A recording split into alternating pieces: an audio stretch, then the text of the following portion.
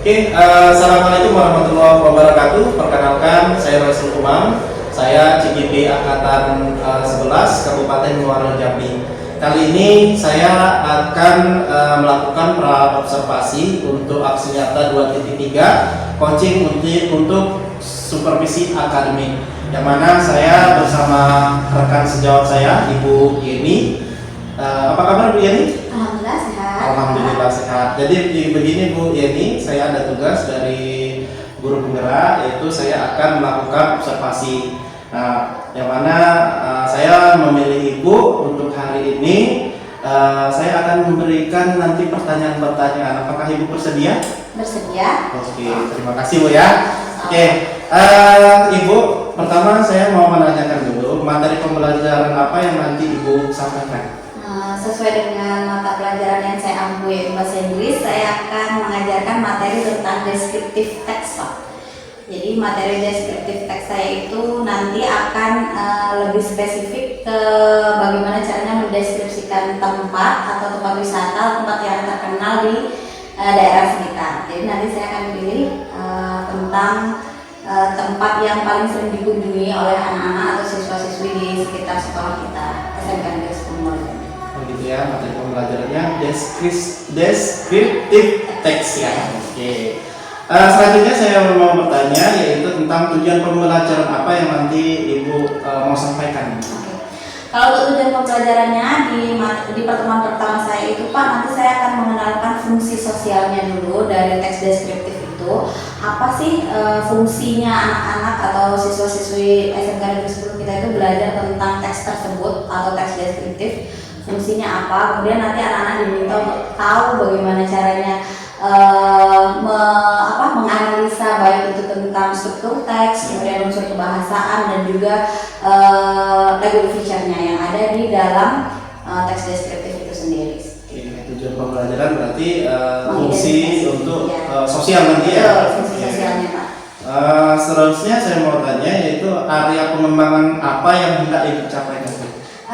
Untuk area pengembangannya itu saya akan berfokus pada keterampilan anak-anak, bagaimana caranya anak-anak ini menjabarkan atau mengidentifikasi dulu. Kemudian setelah anak-anak tahu dan mengidentifikasi, nanti di akhir pembelajaran anak-anak akan diminta untuk bagaimana caranya melihat kemudian menyusun kembali sebuah teks deskriptif untuk teks mendeskripsikan tempat favorit atau tempat yang terkenal di daerahnya masing-masing, seperti itu Pak. Oh gitu. Jadi nanti siswa diajak untuk mengidentifikasi ya. Betul, awalnya mengidentifikasi, kemudian nanti di akhir akan menyusun kembali teks tersebut. Menyusun teks tersebut ya kembali. Oke, terima kasih Bu ya. Kita lanjutkan selanjutnya, strategi atau metode apa yang Ibu nanti sampaikan. Berdasarkan modul yang saya buat, nanti di pembelajaran teks deskriptif ini saya akan memfokuskan anak-anak di metode pembelajarannya menggunakan problem based learning. Jadi nanti anak-anak akan saya kasih sebuah teks ataupun juga sebuah video yang di dalamnya nanti menceritakan atau mendeskripsikan sebuah tempat yang terkenal di daerahnya. Kemudian nanti anak-anak akan saya minta untuk mengidentifikasi fungsinya dari video tersebut apa atau fungsinya dari teks tersebut apa. Oke ya, berarti Ibu nanti menggunakan problem based learning ya. Oke. Selanjutnya Ibu, untuk penilaiannya sendiri nanti Ibu penerapan gimana untuk penilaiannya? Pertama-tama karena saya menggunakan problem based learning, otomatis saya akan membagi anak-anak ke beberapa kelompok untuk melakukan diskusi. Jadi saya akan melakukan penilaian diskusi dan juga penilaian formatif yang teksnya nanti terlampir di dalam modul pembelajaran saya. Oke, berarti penilaian diskusi dan penilaian formatif intinya ya yang akan dilakukan. Oke, seterusnya sasaran kelas dan waktunya itu kapan Bu? Untuk kelasnya saya mengambil kelas 10 TBSM. Itu kalau nggak salah jadwalnya itu ada di hari Rabu pagi jam pertama dan kedua. Oke ya, jadi Ibu akan melaksanakan itu di kelas 10 TBSM ya. Oke. Jadi gitu saja Bu, nanti kita lanjutkan langsung Ibu praktek untuk mengajarnya. Nanti saya akan melakukan observasi gitu Bu ya. Oke, terima kasih Bu, kita lanjutkan untuk selanjutnya. Sama-sama Pak, terima kasih kembali. Halo sahabat CGP, kali ini kita akan melaksanakan observasi yang mana kemarin kita sudah melaksanakan pra-observasi. Nah, kali ini kita akan melakukan observasi yang mana akan dilaksanakan oleh Ibu Yeni. Ibu Yeni sudah siap? Siap. Kalau sudah siap, ayo kita lakukan observasi. Assalamualaikum.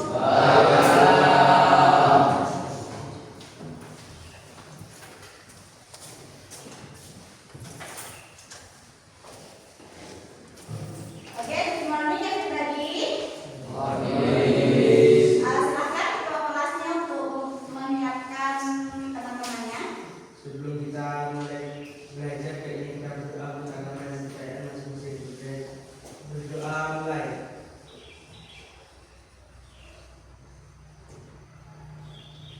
Doa saya beri salam.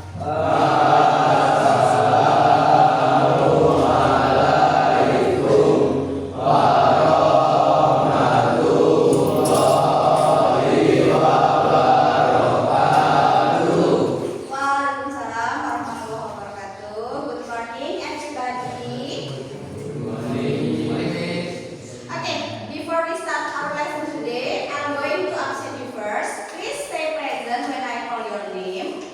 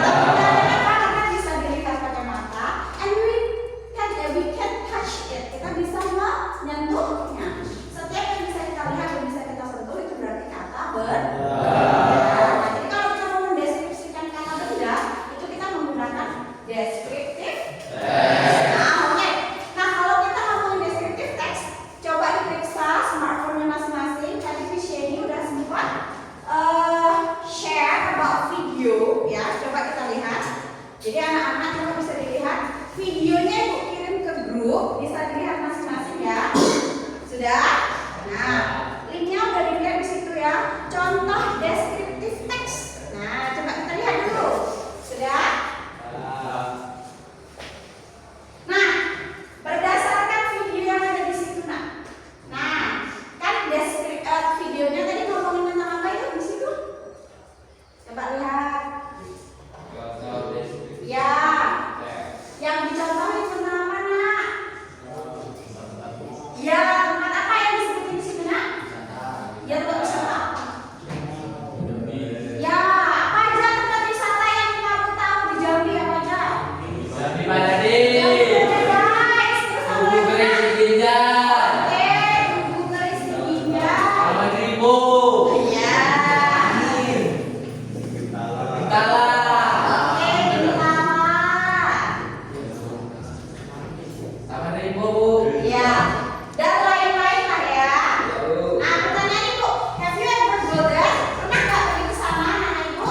Nah. If I would like you to describe, kalau Ibu mau kalian untuk mendeskripsikannya, anak-anak bisa mendeskripsikannya? Oke, coba kita lihat ya anak-anak Ibu. Sebelum kita jelaskan, kita lihat dulu yang tadi videonya, kan ada contohnya tadi ya. Ya, Bu. Nah, setelah dijelaskan dari video tersebut, kamu bisa melihat, oh ternyata cara mendeskripsikan sesuatu itu begini.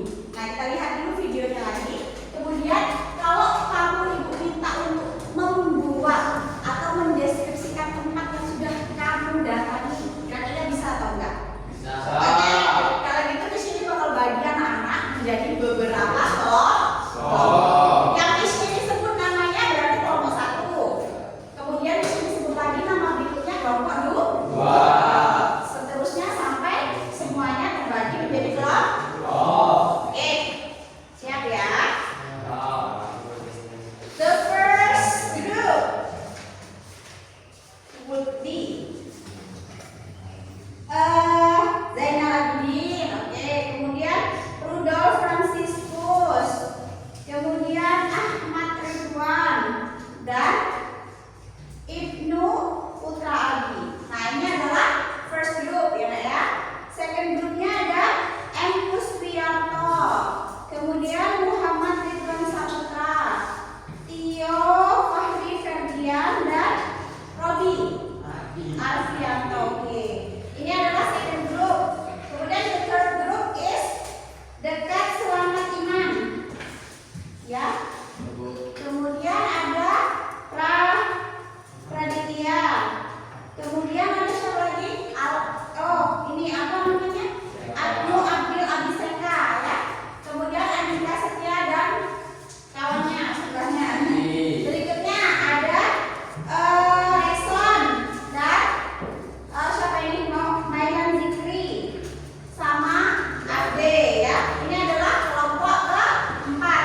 Nah, silakan anak-anak diskusikan berdasarkan contoh yang Michelle kasih di grup tadi.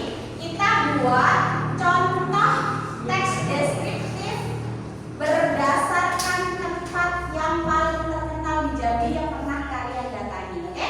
Michelle kasih waktu 20 menit dimulai dari sekarang ya. Oke, my lovely student, if you are happy finished about your discussion, all of you will come to the front of the class and discuss about your descriptive text about the famous place in Jambi. First of all, please give applause to the group 1 to come to the front of the class and present what they want to have discussed. Oke, tepuk tangan untuk kelompok 1 dulu ya. Maju ke belakang. Okay, please for the other group, give a focus, please. Okay, who wants to share your discussion? Siapa yang mau membacakan diskusinya? Rudolf, okay, please. Stand up, berdiri.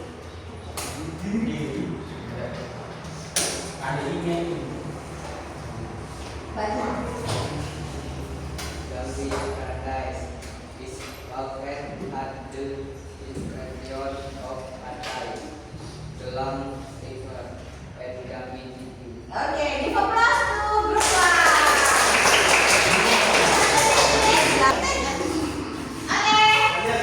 Next group please, next group, come to the front of the class. Give applause please.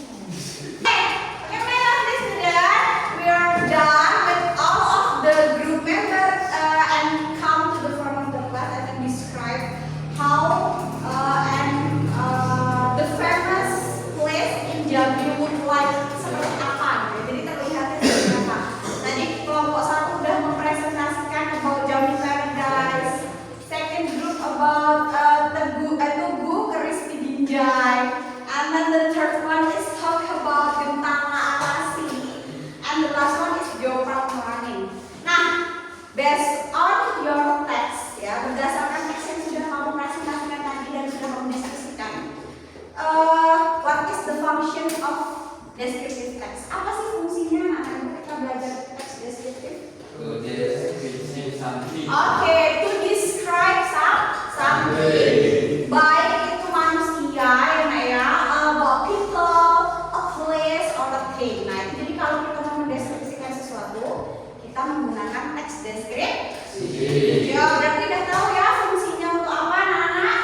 Oke, good. Kemudian, kalau kita mau buat, if we want to make, kalau kita mau buat sebuah teks deskriptif, pertama kita harus menulis apa dulu? Based on your discussion. Apa? Orientation. Nah, contohnya tadi ya, gentala arasi is apa namanya? The most favorite place in Jambi, for example. Jadi kamu menceritakan tentang apa namanya? Sebuah kalimat atau sebuah tempat yang pertama kali kamu berikan adalah informasi umumnya dulu. Tempat yang paling terkenal di Jambi. Baru kan kamu ceritakan di sana ada apanya. Oh, di sana tuh banyak ini. Jambi Paradise is a favorite place in Jambi. Jadi orang-orang tuh banyak yang datang ke Jambi Paradise karena apa? Di sana tuh banyak tuh tempat foto-fotonya. Ya. Nah, that's gonna be the orientation. Nah, baru setelah itu ada apa setelah orientation? Benar. Ada description. Ibu tulis ya biar nggak lupa ya. Jadi yang pertama ada yang namanya orientation. Pinter. Kemudian yang kedua ada description. Oke, bagus. Nah, anak-anak itu pertanyaan yang berikutnya adalah language feature atau apa-apa saja unsur kebahasaan yang ada dalam descriptive text. Apa aja? Kalau kita mau mendeskripsikan sesuatu kita butuh apa nak? Kita harus pakai simple present tense. Waktunya harus sekarang. Nggak boleh mendeskripsikan gentala arasi 2019 nggak boleh. Karena mungkin 2019 gentala arasi belum sekeren sekarang. Jadi kalau mau mendeskripsikan sesuatu harus menggunakan bentuk waktu sekarang. Kamu mau mendeskripsikan Bu Yeni, for example. You want to describe about myself, for example. Dulu Bu Yeni tuh nggak hamil ya. Kalau sekarang Bu Yeni hamil. So that's why gonna be use the simple present, waktu sekarang. Dan nanti kalau ada yang nyariin Bu Yeni yang mana? Itu loh Bu Yeni yang orangnya bagus langsing lah. Padahal sekarang Bu Yeni kan gendut. Karena Bu Yeni sedang hamil. Seperti itu ya nanti ya. Jadi wajib pakai simple present. Jadi kita pakai yang namanya simple present. Contoh simple present itu banyak ya, Nak, ya. Contohnya kalau kamu mendeskripsikan begini tadi, Miss Yeni is a pregnant woman, for example. Bu Yeni adalah wanita yang hamil. Kapan hamilnya? Sekarang, kemarin. Sekarang. Kalau 2020 Bu Yeni belum hamil, kan seperti itu. Jambi Paradise is the most favorite place in Jambi, umpamanya. Jambi Paradise itu jadi tempat favorit di Jambi kapan? Sekarang. Kalau dulu mungkin tempat wisata tapi belum favorit. Ya, seperti itu ya. Ya udah. Nah, setelah itu kita juga menggunakan apa lagi anak-anak ibu? Pakai apa? Adjektif. Apa adjektif anak-anak ibu? Kata sifat. Contohnya famous place, tempat yang terkenal. Favorite place, tempat yang terfavorit.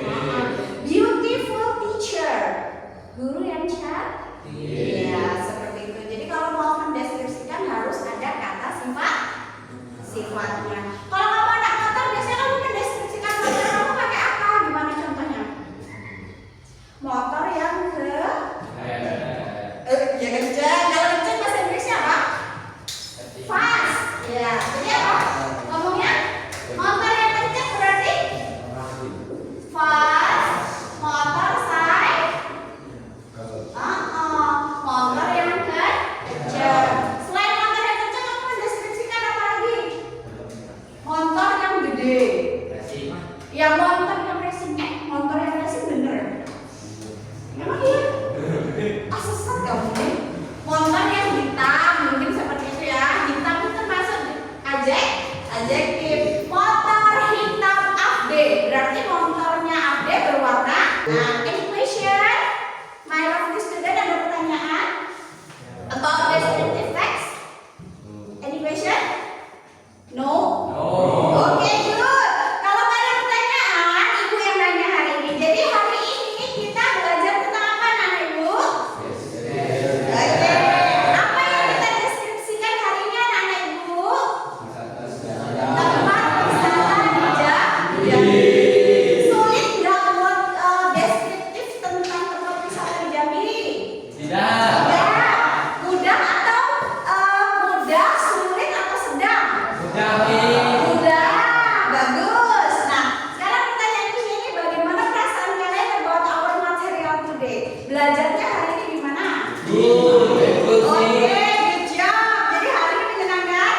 Kalau gitu, kalau menyenangkan kita tepuk ini dulu. Apa namanya? Tepuk pramu. Tepuk pelajar profil pelajar Pancasila bisa? Atau kita ganti yang lain aja? Atau mau mengekspresikan kebahagiaan mereka sudah belajar apa yang nama materi deskriptif teksnya dengan apa? Tugas kali ya, tugas supaya bisa ditindaklanjuti. Nah, jadi kalau tadi kita melaksanakan tugasnya itu secara berkelompok dan diskusi, berarti next meeting pertemuan berikutnya anak-anak akan diberi tugas secara individu. Silakan anak-anak mendeskripsikan tempat apa saja, ya nak ya? Bebas. Mau pilih tempat di Jambi boleh, atau tempat yang pernah kalian kunjungi boleh. Umpamanya pernah ke Jakarta, pernah ke luar negeri boleh, ya? Silakan dideskripsikan menggunakan deskriptif. Oke, ada pertanyaan tentang PR-nya anak ibu? Tidak, paham? Oke, sebelum kita tutup materinya pada hari ini, kita nyanyi dulu ini profil pelajar Pancasila sekali lagi, oke? Sama-sama ya. 1, 2, 3. Pelajar Pancasila beriman dan bertakwa pada Tuhan Yang Esa dan berakhlak mulia, berkebinekaan global, gotong royong mandiri, kreatif dan bernalar kritis. Oke, give a round of applause to all of you.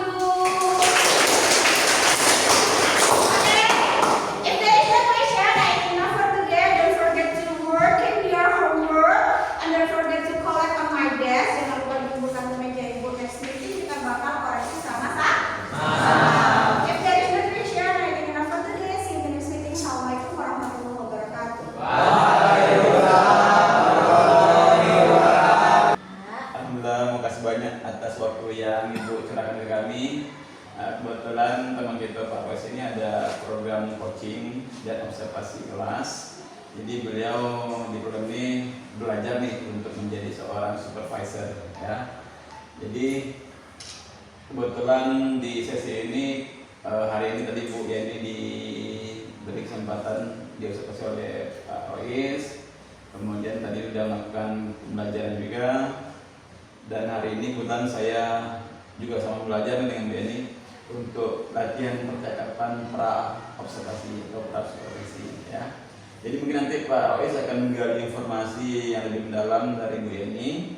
Silakan nanti jawabannya dengan rileks, santai, ya. Keluarkan semua eksplorasi kemampuan hebat Bu Yeni, ya. Saya di sini mendengarkan saja. Oke, pada Pak Rois dan Bu Yeni saya silakan. Oke, semuanya tadi sudah kita lihat observasi oleh Bu Yeni. Nah, sekarang kita lakukan adalah pasca observasi. Oke, Bu Yeni, sudah siap Bu Yeni? Siap, Pak. Oke. Jadi Bu Yeni, bagaimana perasaan Ibu setelah diobservasi tadi itu? Perasaannya sebelumnya deg-degan sih Pak kan.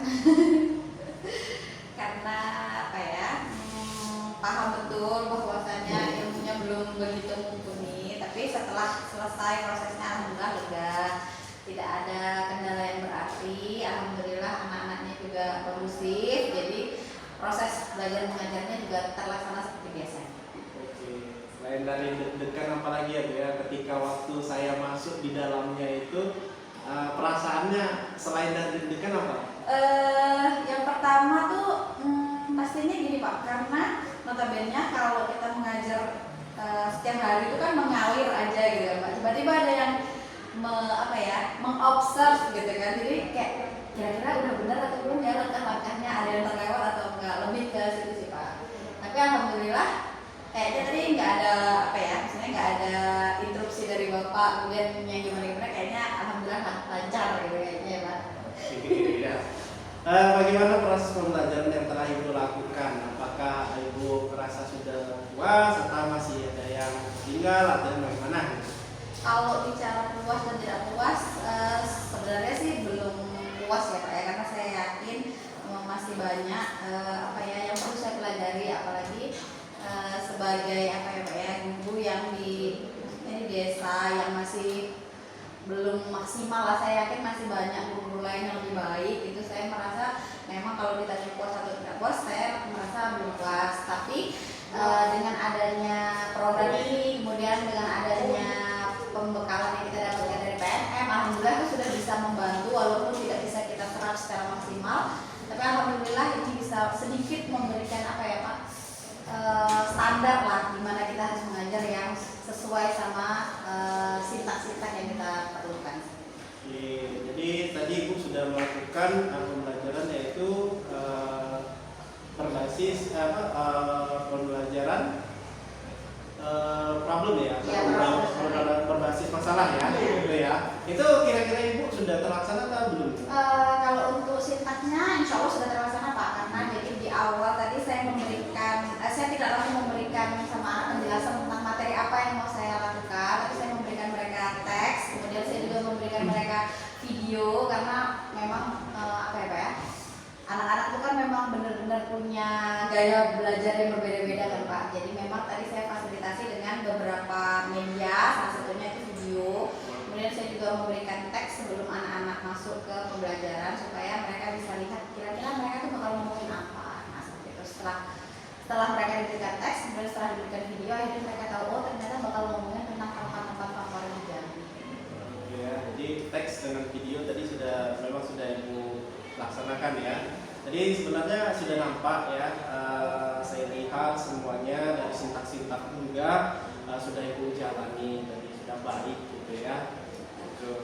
Terus saya mau nanya Bu, apakah hambatan yang Ibu dapatkan ketika waktu Ibu mengajar itu?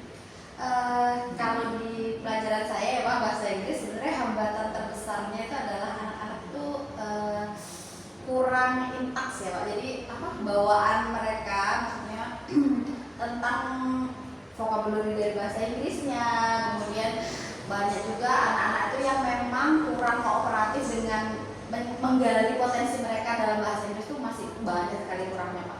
Nah jadi kalau ditanya hambatan, memang hambatan terbesar saya itu anak-anak itu memahami bagaimana saya menjelaskan bahasa Inggris supaya mereka tuh lebih mudah mendapatkan materi yang mau saya sampaikan. Karena biasanya saya tuh mengajar pakai bahasa Inggris, nah ini akhirnya karena memang masih sedikit ya Pak ya pengetahuan mereka, jadi akhirnya saya kombinasikan dengan bahasa Indonesia, dan itu menurut saya tuh Pak menghambat anak-anak untuk lebih berkembang gitu loh.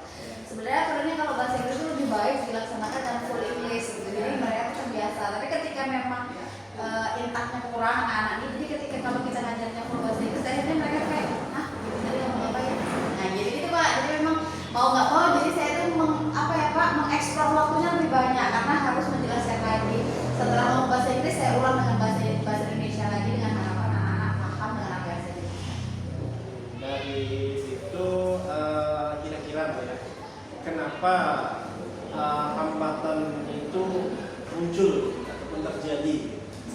Kalau ngomongin kenapa Pak, biasanya itu tuh kembali lagi sama gaya belajar anak-anak. Nah karena itu memang ada beberapa anak yang hanya suka suka dengan materi tertentu. Pokoknya kayak di sekolah kita ya Pak ya, anak TBSM itu cenderung lebih suka sama produktif aja Pak. Jadi untuk normatif adaptif itu memang kayak mereka alah biasa aja lah, nggak perlu yang serius sekali seperti itu. Jadi mulai dari apa ya Pak ya, motivasi diri mereka sendiri itu juga kayaknya memang kurang gitu Pak. Padahal dengan adanya normatif dan adaptif learning yang kayak kami kasih ya, kalau normatif adaptif itu bisa membantu mereka untuk improve produktifnya mereka. Kayak TBSM nggak lepas dari bahasa Inggris Pak. Nah kemudian baik jurusan-jurusan yang lain juga itu rata-rata semuanya apa berkembang menggunakan bahasa Inggris. Jadi menurut saya memang penting anak-anak itu untuk bisa apa ya Pak, menemukan gaya belajarnya mereka sendiri supaya mereka nyaman dengan bahasa Inggris sebenarnya gitu. Nah tapi kalau kenapa muncul ya Pak ya, ini balik lagi ke motivasi anaknya sih kayaknya. Jadi kalau anaknya tuh suka, dari awal udah suka, pasti kedepannya tuh bakal gampang gitu. Tapi karena memang ya anak-anak itu ya. Berarti ada nanti kolaborasi lagi dengan guru-guru TSM ya, Ya. terutama yang produktif untuk bagaimana bahasa Inggris itu nanti dipakai memang untuk teknik. Betul. Ya. Kombinasi banget Ya, gitu. jadi memang nanti dikoordinasi lagi dengan guru-guru otomotif. Nanti biar guru otomotif menyampaikan bahwa perlunya bahasa Inggris ya, rata-rata apalagi semua bahasa teknik itu bahasa Inggris gitu. Rencana untuk kedepannya ini Bu, agar mengurangi hambatan tersebut bagaimana? Nah, kalau ngomongin masalah rencana nih Pak, sebenarnya banyak sekali rencana yang ada di kepala saya Pak ya.